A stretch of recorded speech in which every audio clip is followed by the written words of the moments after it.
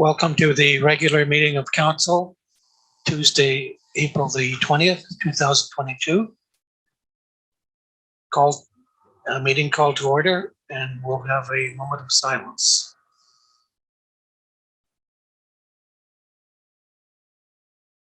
Approval of the agenda.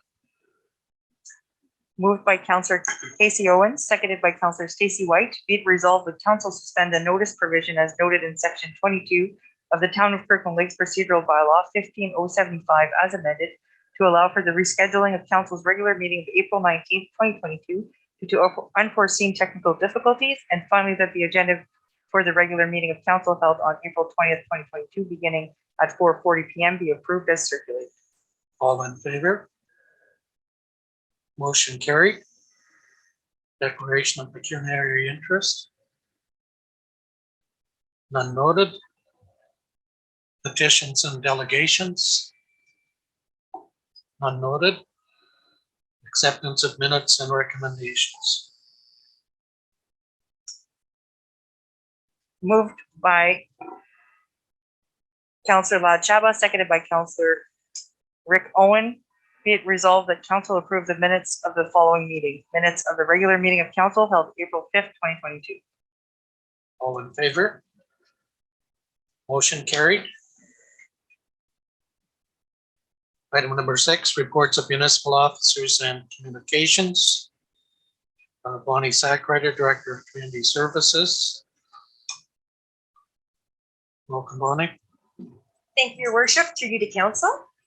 You have a report in front of you that is in response to what we passed at the April 5th meeting of council, which is a procedure that now staff bring opportunities for funding to council for discussion. So this is an opportunity that the town has taken advantage of 2 times in the past. We've been very successful in the past to receive funding. The first one was when we actually produced the age-friendly community plan, and this was done in 2018 in the Department of Public Works. And that was a plan that was produced after monthly meetings with interested seniors and a bit of survey done within the community, where I believe they had a very good response rate. The age-friendly community plan was a result of that, and it had a number of different items listed in there that staff should be working towards within the community over the next few years. The next time we applied was about 2 years later, and we were able to hire an age-friendly coordinator, who was Haley Clark, who's still with the town right now. And she was able to go through the plan and implement a number of different items on the plan. So when that funding was complete, there was a report done to council last June in which she did a PowerPoint presentation of all the different activities that were able to be completed with that funding. So those were the 2 times we've been successful. This is the 3rd time it's come around, and we're looking at applying once again. So some of the details are that municipalities are eligible. It is 100% funding. You can apply for up to $25,000. And you have to align yourself with the various priorities that they indicate. So senior management had looked at this, and it's mostly a programming, active living type of fund right now. So the one that we do align ourselves with is delivering programs and services to isolated older adults so they can stay active and socially engaged. There's a couple of areas that we just have to be cognizant of. There's only portable assets that you can apply for, so no capital assets at all, and that can only be up to 25%. If we want to do anything to do with technology for COVID isolation types things, it can only be up to $4,000. The rest can be things like program expenses and wages. Part of the requirements is a consultation with seniors. So we've had some of those in the past. If council was interested in us applying for this and we were successful, we would do more consultation to find out specifically what seniors are looking for. Some of the things we've been hearing, one of the things we've been hearing a lot about is pickleball. So we do have money in our budget from funding to enhance pickleball courts at the civic area. However, we won't have pickleball equipment. So something that we might include in this, if this is what the seniors are telling us, would be the equipment so that the seniors could, or anybody, could sign out the equipment to play pickleball. But the consultation is a requirement. So if this is something that council does give approval for us to apply for and we are successful, the first step is then meeting with area seniors to find out what else they're interested in the programming area. Any questions? Councillor White. Thank you. This is an excellent opportunity as always, especially for the seniors. It's very important as our community ages, which we know we're an aging community, that we definitely recognize the things that seniors struggle with. I myself work with isolated seniors daily, and I know their struggles, but I would like to see if consultations do move ahead, if today we go ahead with this, if posters or information packages could be posted at the several irritating locations throughout the town. If we could include that in our, that would be so helpful to the people that are isolated and have low mobility. So their entire worlds are held in mobility. So thank you for considering that.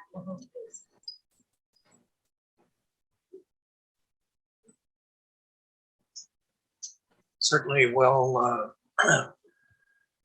used program in the past couple of years, and worthwhile ventures. We support it. Just a comment to follow up on Councillor White's comment that we do have an aging population. The last statistics that we were able to look at from Stats Can show that Kirkland Lake's population of 50 plus, they use 55, but they don't break it down quite there, is 45%, whereas the rest of Canada is 38. So I think we all know that our population of 50 plus is a little higher than the provincial average, but we're close to half. So great for us to certainly be cognizant of that and make sure that we are reaching especially the isolated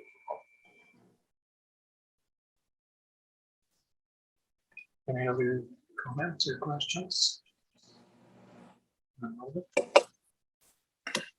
Moved by Councillor Stacey White, seconded by Councillor Lad Chaba. Be it resolved that report number 2022 CS 007 entitled Funding Opportunities Seniors Community Grant 2022-2023 be received, and finally that council authorize that an application for the Seniors Community Grant Funding Opportunity be submitted on behalf of the Corporation of the Town of Kirkland Lake as outlined in the report.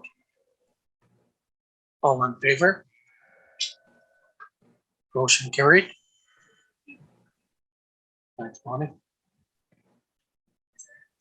Number 7, consideration of notices of motions. None noted. Item 8, introduction, reading, and consideration of bylaws. Prior to reading the motion, I just wanted to note to council that this is a housekeeping item. And no memorandum was prepared, as I intended to give you a verbal update that just changing the appointments, the names of the clerks, and I'm actually generalizing the bylaw to just identify the clerk rather than identifying the clerk's name. So there's no need to revisit that until such time that council wishes to do so. Moved by Councillor Lad Chaba, seconded by Councillor Rick Owen. Be it resolved that the following bylaw be read a first, second, and third time, numbered, passed, signed by the mayor and clerk, and the seal of the corporation be affixed thereto. Bylaw number 22-033 being a bylaw to authorize the civil marriage solemnization service and provide for delegated authority in the town of Kirkland Lake. All in favor? Motion carried.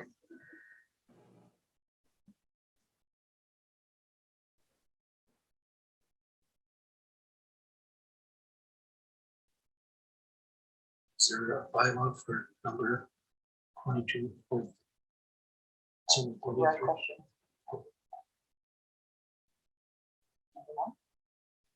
Okay. Questions from council to staff?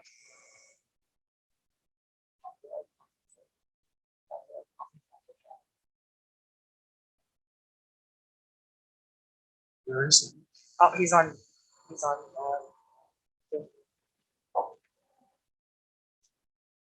I'll let him go first. Go ahead, Councillor Avila. Yes. I just wanted an update on the status of our accommodation tax. What's happening with it? We seem to have heard nothing for the last little while. I just wonder if there's been any progress. Thank you.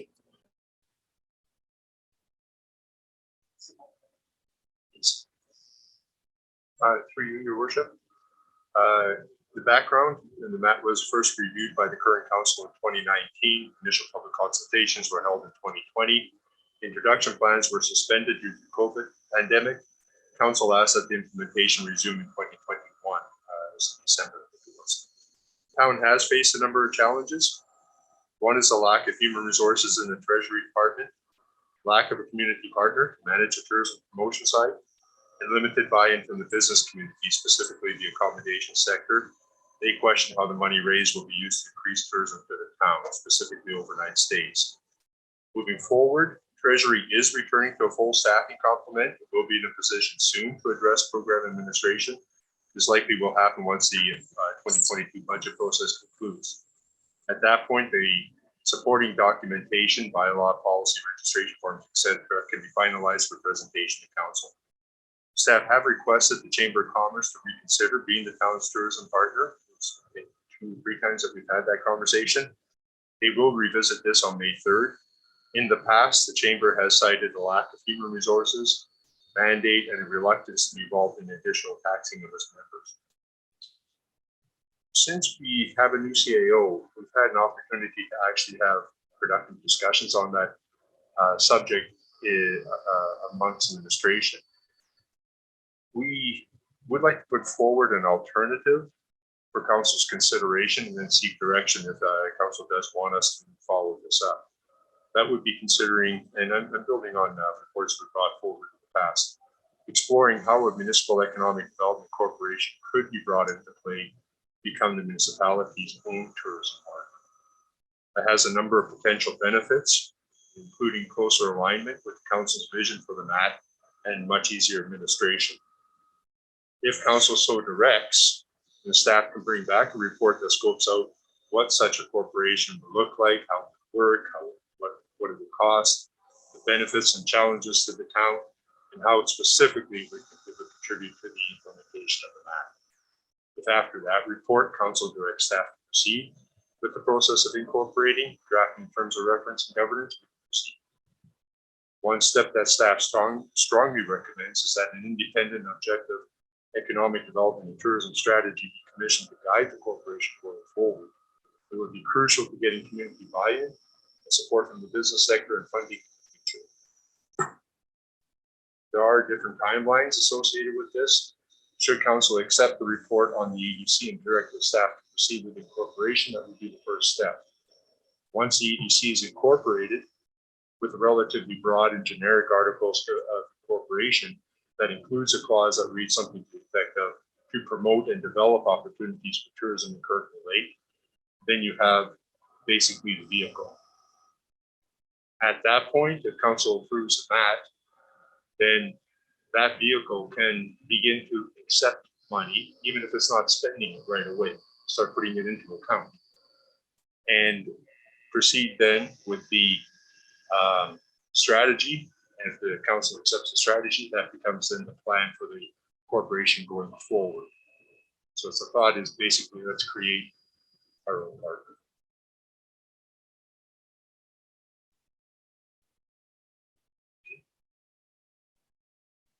Does that satisfy you, Councillor Ivanov? It does, but I might suggest that we, maybe after May 4th, we look at getting a report on the EDC incorporating and just see how that might benefit the town of Kirkland Lake. Thank you. Is that a reasonable time frame? May 4th is not a reasonable time frame. No, the reason I say May 4th is because you said the chamber was going to decide whether they were to do something on May 4th. And that's why I picked that date. I'm not saying have it done by May 4th. I'm suggesting that after May 4th, don't do anything till May 4th, because if they decide to do it, you've already asked them. That's all I'm referring to is, okay. Yeah,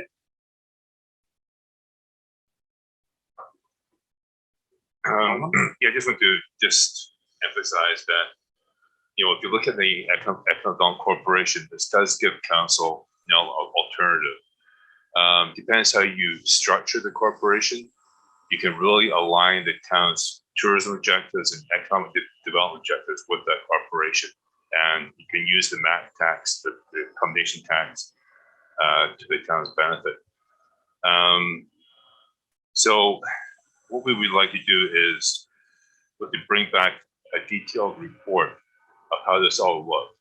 that will give council an idea of what they can expect from a development corporation, not only in tourism, but in all aspects of economic development. Because, you know, you'll be removing the economic development function from the town, placing it in corporation. But this will take some time to put together a detailed report of what that would look like. And if at the end of the day, council decides that's the road they want to go, then as Wolf mentioned, we come back with some of the corporation documents, etc. But we also really stress that we then need to develop a strategy for the corporation. So what does economic development tourism look like now? So what are the objectives? What are the goals? You have the foundation tax, but you have to how you spend it. So we can break the corporation and see the foundation tax build up a base. So we have to and that's a bit down the road, but I think the first step would be to put together a report from council, highlight some of these suggestions and alternative approach to receiving the foundation tax, how we spend this fund, and also within the whole realm of economic development. You can't really look at the foundation tax separate without looking at the whole subject of economic development for the town.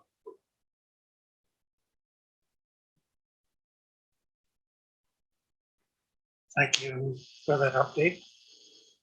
Lab, Yeah, hope it's on.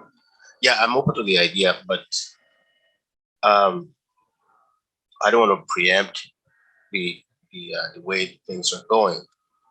But I hate to see that corporation established and will have to be dependent on the revenue from the accommodation tax to function. I know you guys are working on this or bringing back something forward, but I'm not too much into a spending bureaucracy. But if it's going to be an independent corporation that will be self-funded, so I'm all for it. So I'd like to see what that's moving forward. Like, I'm open-minded about this. I know in some communities they do that. They have a standalone economic development with maybe campus casing or tennis, but we don't know how they're being funded.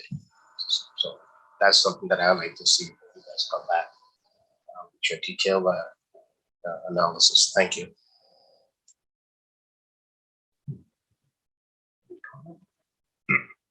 All right, so through your worship, the workings of the economic development corporation would be very difficult to have it so reliant on the revenue from the foundation tax, because that tax must be spent on tourism promotion only and not on the other economic development issues. So there have to be other funding streams in order to support the development corporation. A number of municipalities do fund development corporation because it is like their economic development partner. So, but we would include an analysis of that for potential funding revenue streams look like for the development corporation. Again, it just have an idea what that looks like. Councillor White. For you. Just a few notes. As everyone is well aware, I was the first one to bring the MAT tax to this table. It was introduced in 2017, 2 years prior to this council. But it was not introduced in the town. It was not discussed. During Will's report just now, he made mention that the Chamber of Commerce isn't interested in any additional taxation of its members. So I definitely think there's a problem with messaging, because the accommodation tax has zero taxation to the businesses. It is fully funded by users at 1 to 4%. The government has given us the options to go from 1%, which is $1 on every 100, or the maximum of 4. So we definitely have an issue with messaging in the town of Crystal Lake of how an accommodation tax would affect our local businesses. So that's something that we definitely have to address in our messaging and when we move forward. The second thing is that I believe the motion has already been passed by this council to proceed with the MAC tax, including and not limited to more public discussions. So I would like to see that happen. I am definitely, again, in support of an EDC in Cripple Lake. Again, I was the one that requested a few months ago a report to come forward. And it's very important to know that EDC and MAT are not the same things. They're two separate items. It just so happens that we may need an EDC to have the MAT be successful. 50% of what comes in, less administration costs, goes to tourism. The other 50%, a municipality is free to do with it what it chooses. I've been following this since 2017. It has been at this table more often than probably any other item. I would really like to see this move forward before the end of this term. That's really super. Thank you, John. Councillor Owen. Yeah, I must admit that my expertise on EDCs is extremely limited. But having watched other announcements from EDCs in Northeastern Ontario, I've seen them do some pretty impressive work. So that I am extremely interested in us exploring that possibility. And as we know, our CAO, Alan Smith, part of his expertise is in EDCs. And in fact, he has won awards for his work in that area. So now we have the expert, and I believe council has the will to go ahead with that. I'm in favor of the MAT tax, and I thank Councillor White for bringing that to council table originally. I did ask an executive member of the Golden Corridor Snow Drifters, or whatever the snowmobile club is, club that looks after the trails, about why they weren't participating in why they didn't want to participate. And it turns out that the Golden Corridor group gets, I think it's $5 a room from each of the motels where the snowmobilers stay. And in a good year, that can amount to $5,000. And they're afraid that if we go ahead with the MAT tax, they'll lose that $5,000 or up to $5,000. There's nothing saying that if they did lose that $5,000, it's a tourism thing that we could not replace that $5,000. So I don't see that as a real concern. And I think everybody on this council appreciates the volunteer work and the amount of revenue that that group brings into the town. So I'd like to see this move ahead sooner rather than later. We've sat on it long enough. We passed the motion to put it in place. Yes, we had staff problems. Yes, COVID didn't help. But now we're almost up to full staff. COVID is becoming less of a menace in terms of, people being away from work. And I also agree with Councillor White. I'd like to see this put into place prior to this council ending, term ending. I have only received one person spoke to me, one resident, that was opposed to the mat tax. And this is a person that travels a lot. When I say travels a lot, like North Bay, different places that have the mat tax. And what she said to me was, I don't see why, as a resident of Kirkland Lake, I should be paying for facilities in North Bay. And that's her objection. So she says, I don't think people in Kirkland Lake should be taking, or the Kirkland Lake should be taking money from people who don't live here to pay for what we're providing. But that was one person, and I told her I would pass that. That was a couple of years ago, she said that to me, and I told her I would pass that on. So yeah, I'd like to see us move ahead, but with the EDC, I want to see it done right. And I think we do have the expertise to go ahead and explore it, and then council. Thank you. Well, by year end, is this possible? You don't really have year end, you have August. Right? That's what we need to have it done. Right now, I'm working on applications for funding for bringing companies in and getting facilities set up. That has to be get through the budget process. I think that if realistically, it would be a challenge, but if we could, council so directs to actually develop, to actually form the EDC, get that done, then the MAT could be passed probably, I would say, one sitting after. You have to have the body in place before you pass the MAT. Then pass the MAT, you're starting to collect. Now, I can't speak for my colleagues, but I don't handle that aspect of the work. There has to be a period of time where you're also going to understand what the process is, make sure the registration, and start submitting things. So that part, I don't know how long that will take, but it is a part of the process you can't do. So is it realistic? I can try. Yep.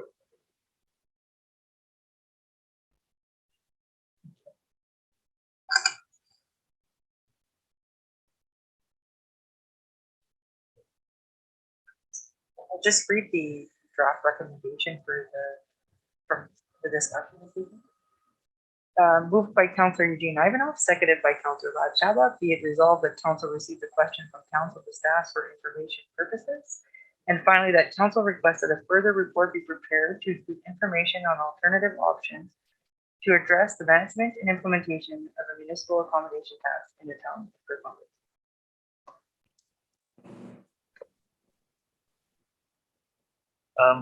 Did we not already pass a motion to implement that tax?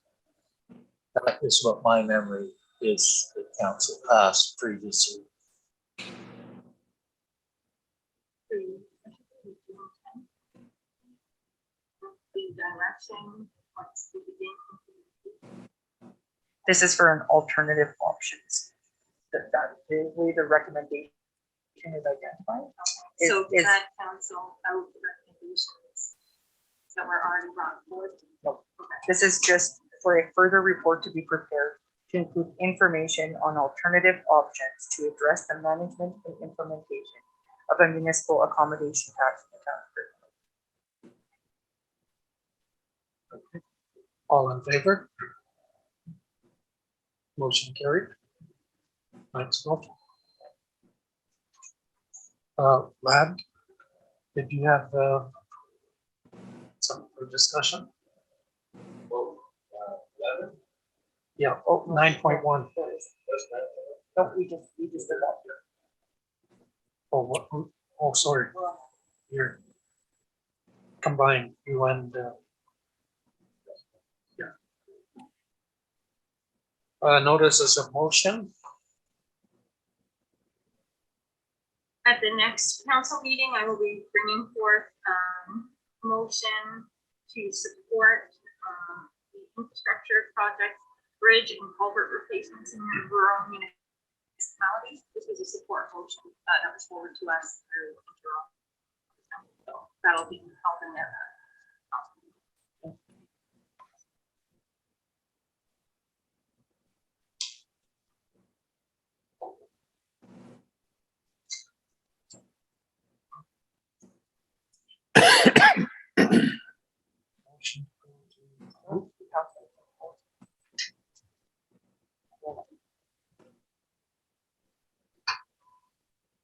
Oh, sorry.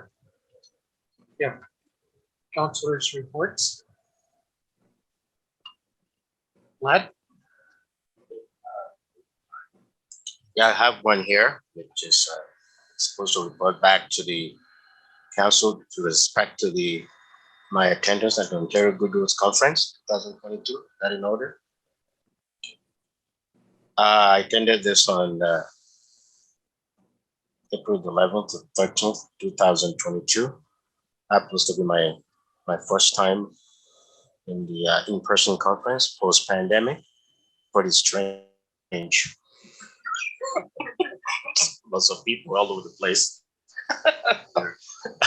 But I can assure you that even with 3,000 delegates or whatnot, we did kept our mask on. For good soldiers, we kept our mask on. So all in all, it went spectacularly well. The agenda was jam-packed with topics of importance to Ontario communities, everything related to municipal transportation and infrastructure. It gave a lot of statistics that were thrown around by one of the speakers that posed prior to COVID stack. We had 4.9 billion infrastructure funding gap. And I wasn't aware of that. And now they're saying, well, if we ever get out of this COVID, the ongoing war, well, that probably be more than that.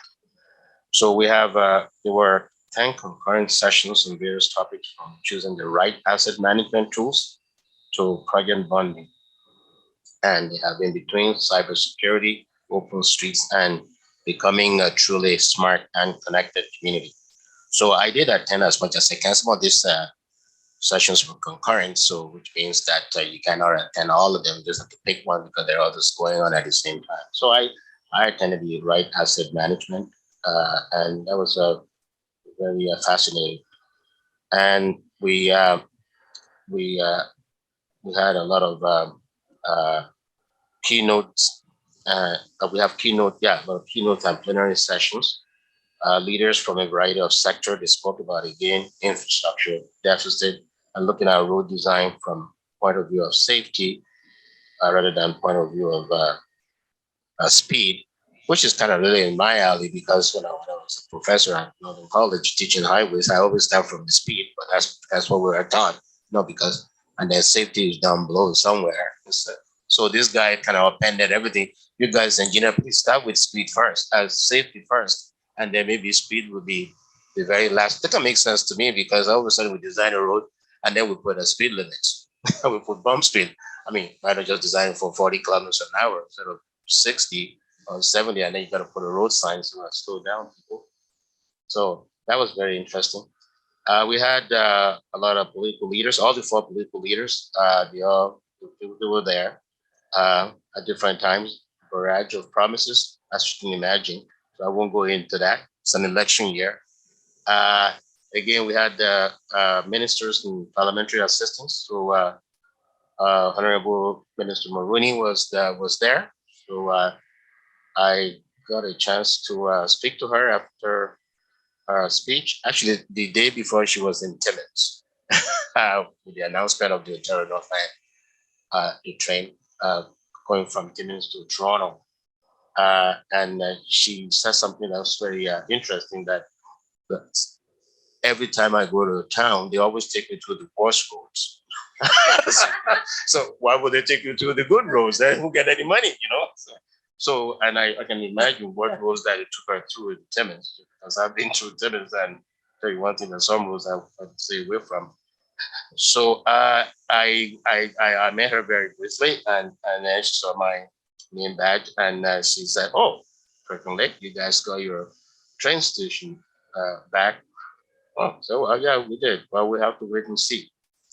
Of course, we Monty McNaughton, a big friend of the mayor there, he was there too. So there was a big announcement about e-learning program on road maintenance. I think that's what I understood. I mean, correct me if I'm wrong. And then we had panelists. They're very, very organized. They have topics, interesting topics, future of work, opportunity, to reconciliation. And I'm extremely impressed by the Cowores First Nation Chief, Cadmus Belong. Very impressive young chief of the.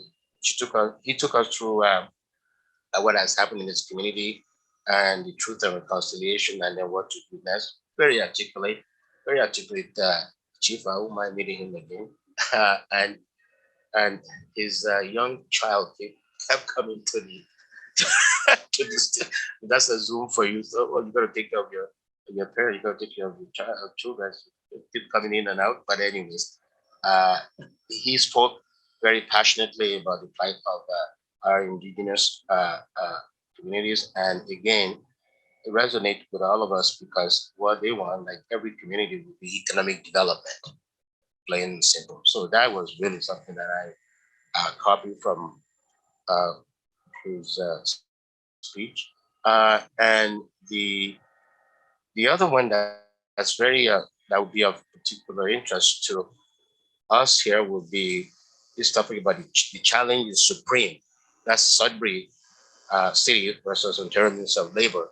Very quickly, City of Sudbury had a project going, and the consultant was taking care of it. I think it's a road project, and then they had one of the staff. Apparently, he went to that site, and something happened to somebody, and Minister of Labor not only charged the contractor, they charged the City of Sudbury.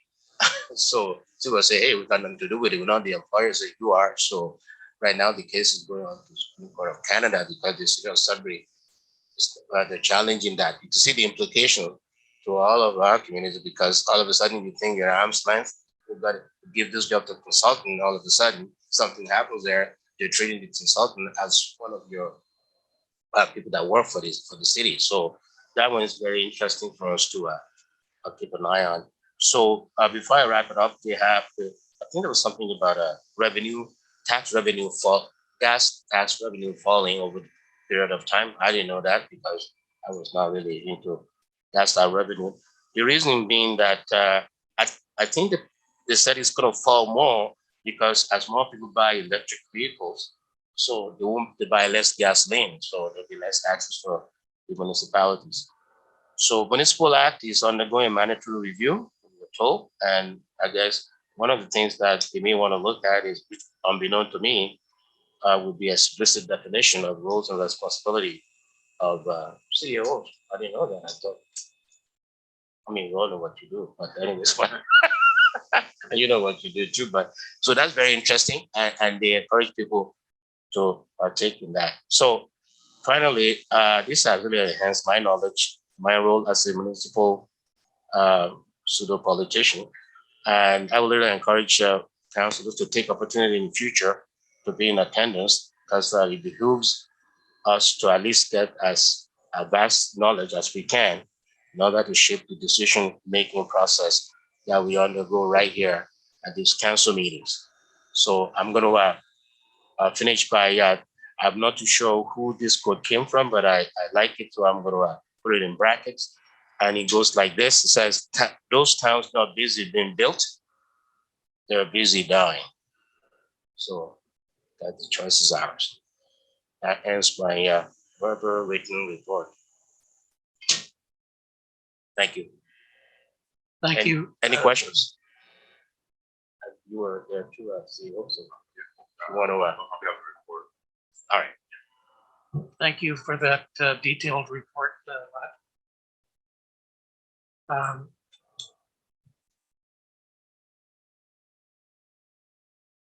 What's that?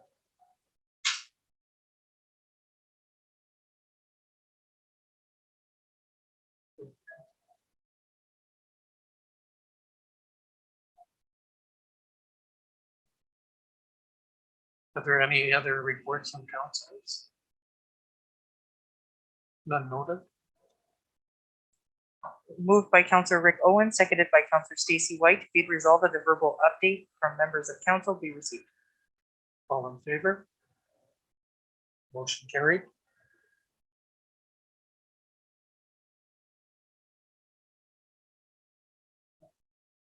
Okay, moved by Counselor Casey Owen, seconded by Counselor Stacy White.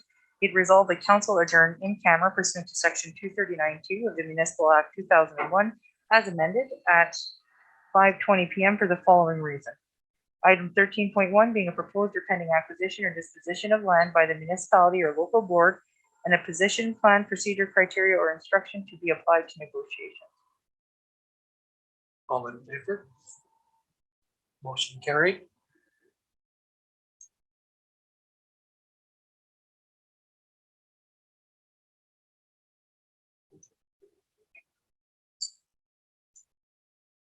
Moved by Counselor Stacy White, seconded by Counselor Casey Owens. Be it resolved, council reconvene in open session at 6 PM. All in favor? Motion carried. Matters for discussion from the closed session. Unnoted. Confirmation bylaw. Moved by Counselor Rick Owen, seconded by Counselor Lad Shaba. Be it resolved that the following bylaw be read a first, second, and third time, numbered, passed, signed by the mayor and clerk, and the seal of the corporation be affixed thereto. Bylaw number 2234 being a bylaw to confirm proceedings of the Committee of the Whole of Council, Committee of the Whole and Council at its meetings held April 20th, 2022. All in favor? Motion carried. Motion to adjourn. Moved by Counselor Stacy White, seconded by Counselor Eugene Ivanov. Be it resolved that this regular meeting of council be now adjourned at 6:01 PM. All in favor? Motion carried.